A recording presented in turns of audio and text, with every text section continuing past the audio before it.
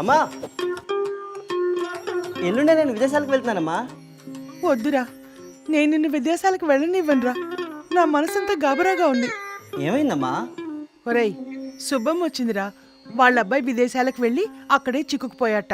రోజుకి 16 గంటలు పని చేయించుకుని సగం జీతం కూడా ఇవ్వటరా. పాపం పాస్పోర్ట్ కూడా లాగేసుకుని బాగా కొట్టారట్రా.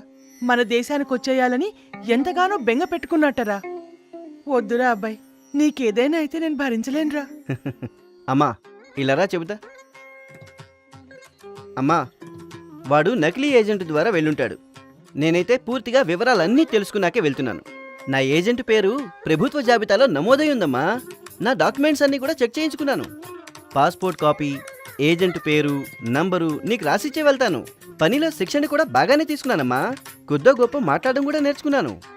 నేను మాత్రం అక్కడ చిక్కుకుపోనమ్మా. అవునరా అబ్బాయి, అక్కడ నీకు తెలిసిన వాళ్ళు కూడా ఎవరు లేరు కదరా. అమ్మా, అక్కడ భారత ప్రభుత్వ ఆఫీస్ ఉంది. దాన్నే రాయబార కార్యాలయం అంటారు. నేను వెళ్ళగానే వాళ్ళని సంప్రదిస్తానమ్మా. నా గురించి నువ్వేం బెంగ పెట్టుకోద్దమ్మా. నువ్వు సంతోషంగా పంపించమ్మా నన్ను. అవునండి, విదేశాల్లో ఉద్యోగం పొందండి, సురక్షితంగా వెళ్ళండి, శిక్షణ పొంది వెళ్ళండి. చేరగానే భారత రాయబార కార్యాలయాన్ని సంప్రదించండి. విదేశాల్లో మీ నేస్తం భారతీయ రాయబార కార్యాలయం.